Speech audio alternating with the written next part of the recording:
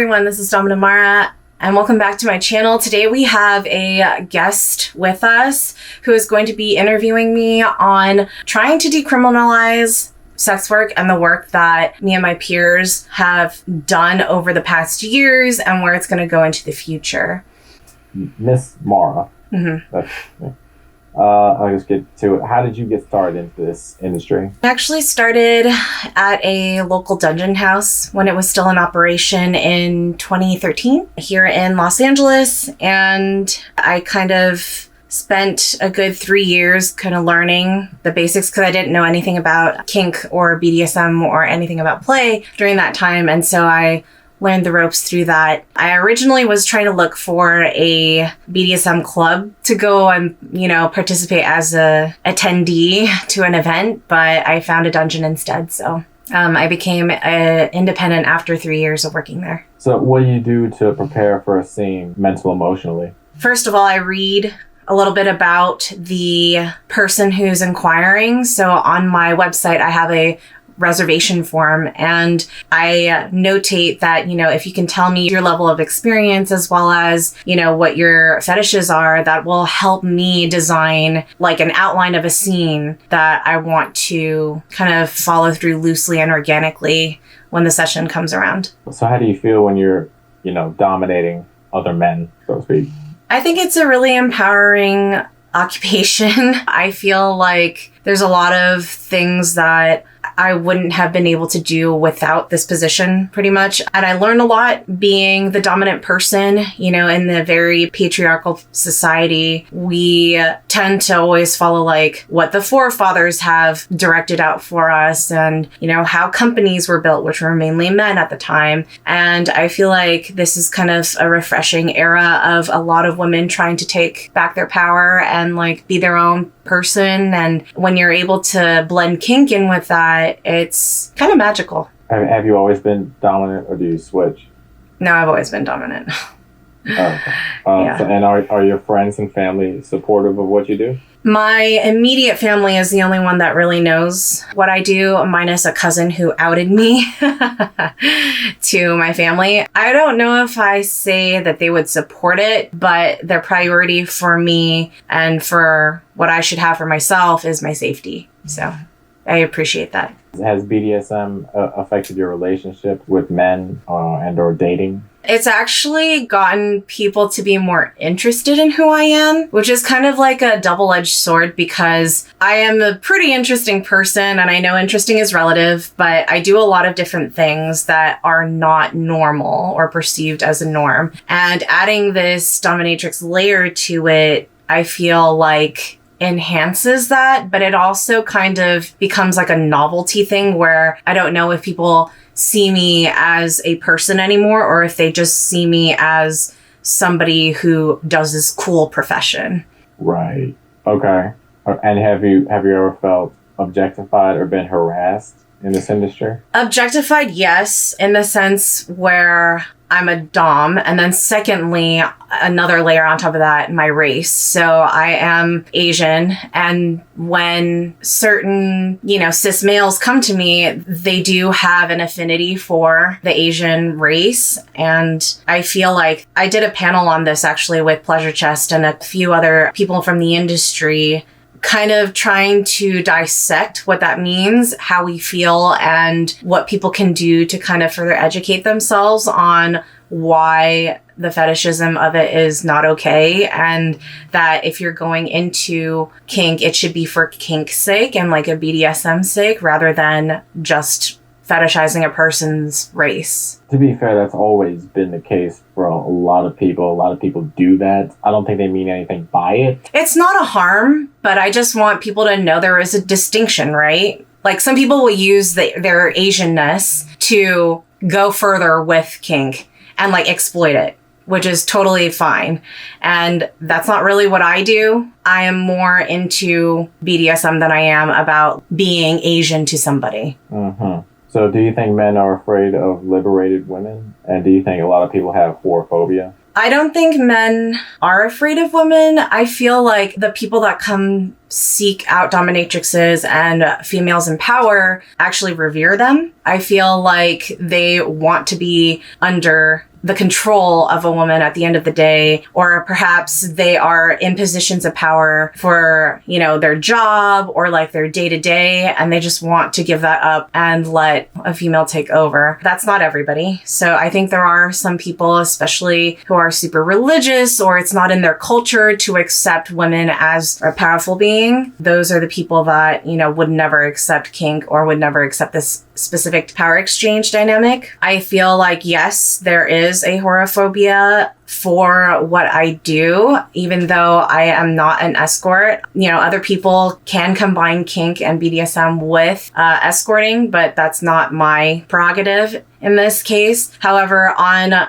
June 2nd, I did go on a march because that's International Horrors Day. And we went in Hollywood to, proclaim that sex work is real work. And not even the Scientologists who were trying to, solicit other people wanted to stop and talk to us. So I feel like there is a very hard line between what people consider taboo and then what, I don't know, people think is okay to do just in the bedroom. It's different when you're doing it as a profession versus when you're, doing things in the bedroom as well. So not even the Scientologists wanted to talk to you guys? No, they didn't even ask us. They were asking everybody else before us outside of the Scientology Center, like, oh, do you want to come in and learn more about Scientology? Maybe you'll become a Scientologist with us. And they didn't speak to any of us while we were marching by. They just stopped talking and didn't even look at us. So, but usually Scientology, they try to get, well, why is that? I'm just telling you what I've experienced personally, and I just notated that, and I thought it was funny. So, okay. What are some of your subs' safe words? I provide the safe word usually. It's mercy. I learned that from the dungeon house that I started at. It's kind of like an old guard type of safe word that's been used for a really long time. So that's... Okay. Yeah. I have used other words like cactus before. It's a sharper, visualization that people have. But yeah, mercy has been pretty much the safe word I've gone back to. What are your hard limits as a dominatrix? What is something that a slave has emailed you and you said, no, I'm not doing that? So the first one is probably the use of the word slave. I don't personally use it. I don't like it. I tend to use sub, fetishist, plaything, all the other types of words that have to do with an actual fetish. Or if somebody is property, I call them property as well because they're owned. So it has a similar effect, but not the same connotation. And then second of all, I don't do scat play. I don't do brown showers. I don't do Roman showers. And I don't do heavy blood play. Okay. Oh, one more. Sorry. I also don't switch or sub. So this is one of those hard SAT questions. What's the difference between a kink and a fetish, in your opinion? A kink is something that is a generalized thing that you're into. I have a kink for people calling me sir sometimes when we play because they're calling somebody they regard as a higher female in power a masculine title, right? A fetish is something where somebody sexualizes an object or an act or a phrase. So foot fetishes are a huge one that I always go back to. They are super turned on by the sight, the smell, the touch, the shape of a foot. Yeah, I haven't asked this question a lot, but do you think some fetishes might be harmful or unhealthy for some of your subs, but they ask for it anyway? I think it's a complex question because there are things where I have not delivered them because I don't feel like, first of all, I'm the person to do that. And second of all, I don't know the history and trauma of a person super well in order to initiate a heavy psychological play. So race play, for example. I have been asked that before to facilitate it. And I feel like I would put this under hard limit as well, just because I don't feel like it's something that I could role play to the extent that some people are asking for. And again, I don't know what necessarily the full extent of the trauma that person's been in order for them to want that. And then obviously there's another layer of that when it's sexualized too, where they get off on being called like racial slurs and stuff like that. But that really doesn't turn me on at all. And I don't find pleasure in calling them those things. So that's kind of where I draw the line. Right. If you weren't doing this fetish work and this sex work, what do you think you'd be doing for a living? Well, I used to work in film and entertainment. So I used to make, films, animation, live action. I was a graphic designer. I was head of social media and graphics for a fashion designer. I did product design, packaging design. The product design was for beauty products. So that's probably what I would be doing and go back to that. Okay. All right. This is one of those hard statistical questions. I don't know if you're aware of this, but according to the 2022 Free Speech Coalition, 46% of adult workers have been restricted on services like PayPal, Venmo, and Cash App.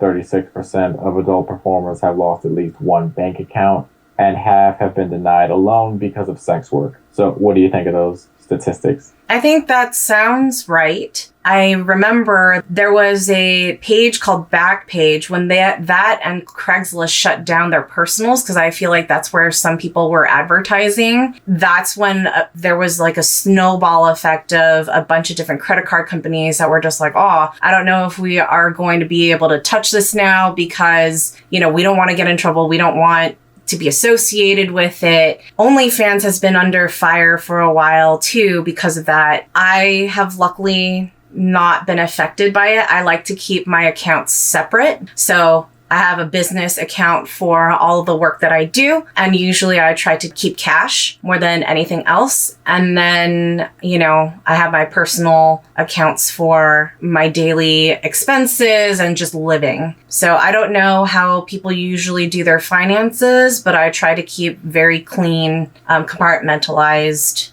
assets. Okay. What do you think people outside of the sex community, can do to help destigmatize sex work? I feel like what you're doing is really great. I feel like researching and talking firsthand to people who are in it and trying to, see what their perspectives are and asking really good questions like these where people can hear us, our voice and our experiences, what we've been through, and relating to us more on a human level. I feel like that's the biggest first step, Yeah, I've been doing this for 3 years. So I think I racked up maybe 1,000 hours worth of human level connection. I don't know. I got one last question for you. What makes you stand out in this industry? So because I have an artist background and I have worked in corporate, I also have a master's degree. I feel like my marketing early on really helped boost my work. Because I do femdom self-portraits and I do short films as well. Those have been featured internationally and domestically in film festivals as well as galleries. I think that helped, despite Instagram taking me down 2-3 times, TikTok has taken me down 2 times, Twitter shadow banned me, and then YouTube has demonetized me. It's like all of the struggles, at least my work is still going out there somewhere and being viewed. And, that's the second part of, I guess, the answer to the previous question where you're like, what can other people do to destigmatize, is showing artwork made by people who are in it that really express what this lifestyle means to us. I feel like is huge, because not only is it an artistic expression, but you're also trying to communicate something, via visual language to the norm, right? To the default world. So yeah, artwork is good, because I've seen a lot of artists and graphic designers that do paint and draw portraits of dominatrixes. Some are great. Some really get the likeness wrong. It's a skill.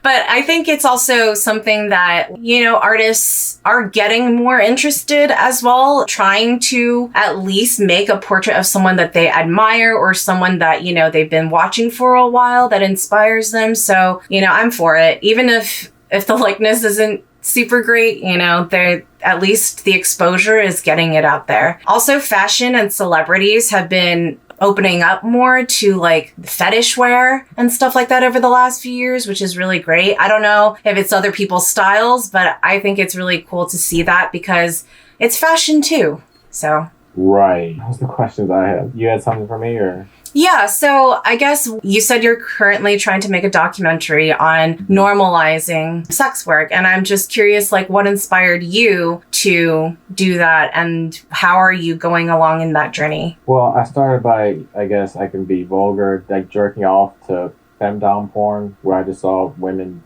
beating the shit out of men. I just thought that was hot. And I thought, what could I do to make a documentary and talk to beautiful women?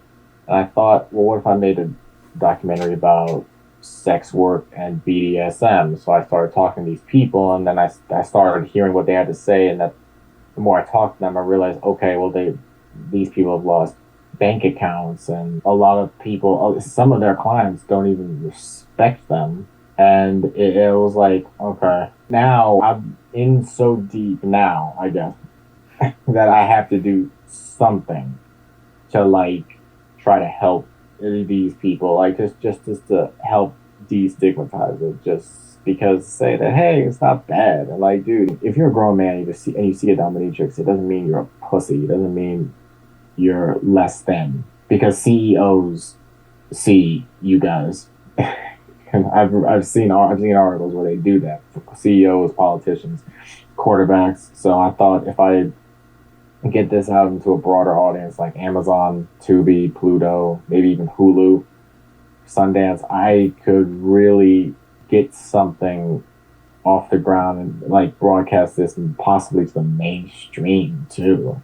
Yeah, so thank you for that. And yeah, I agree. I feel like the stuff that has been coming out on mainstream, it's been enlightening for the, regular people, but at the same time, it's not necessarily hitting the exact marks because the person who's creating all of these, whether it's the 50 Shades series or Bonded series that was on Netflix a couple years ago, they were all written by people who were not in the lifestyle. And although they had, asked multiple people's experiences who are in the lifestyle, it's still not the same because they still are looking as a third person party. And I feel like unless you have really witnessed that type of lifestyle for like years without breathing, next to it the whole time, I feel like it's still, and I'm not discrediting that that's not a method that you can use as inspiration or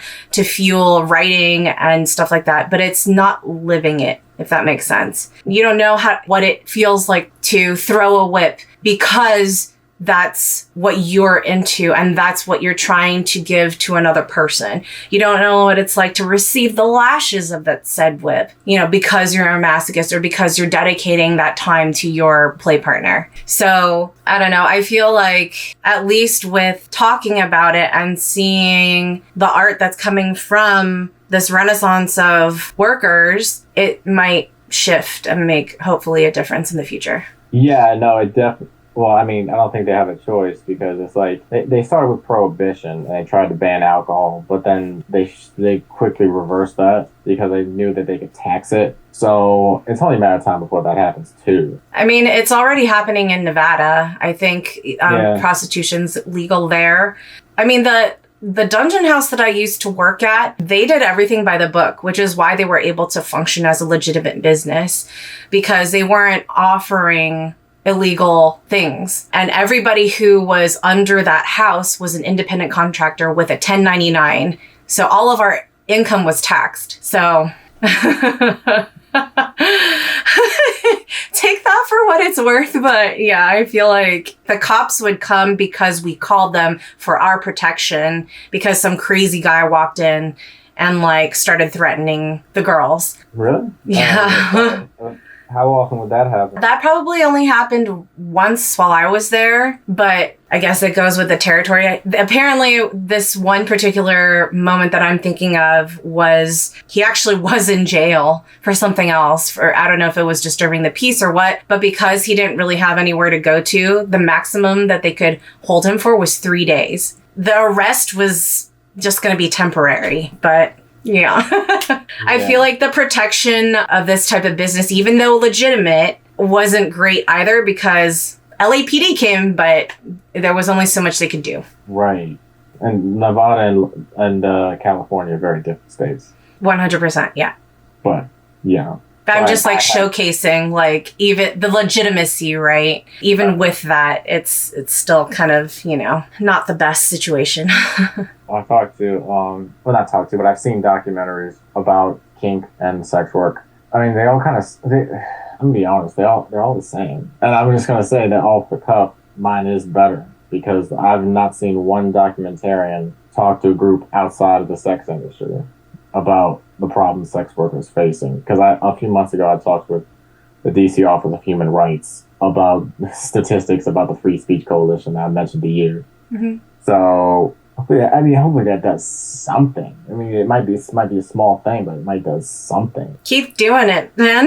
That's all I can say. It's like, I feel like the more people you pull, especially in power, the more legitimate it'll look, right? When you sprinkle that in between, you know, feedback from sex workers and then feedback from people outside as well. Right. Because I even talked to, I don't know if you know this guy, Dan Miller. No. He's the editor-in-chief of AVN. Oh, okay. Yeah, I talked with him too about things. So technically he is in the industry, but every little bit helps. He is in the industry, but again, that's a legitimate business, right? Like the porn industry is a legitimate business. You can tax it, you can expense things off of it. It is actual income that is federally processed. So like, I think that's another difference between the work that pro kinksters do that's not filmed versus the people who film it and then consider that porn, right?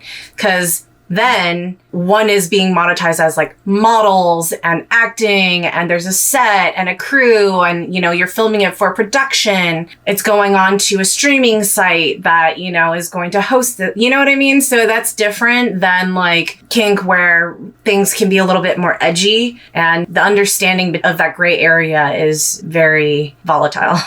Right. It is. But thank you for your time, miss. I do appreciate it. And your input, unless you had something else. Nope. I hope this helps, and I appreciate again you reaching out for the interview. Thank you. You have a nice night. You as well. Take care.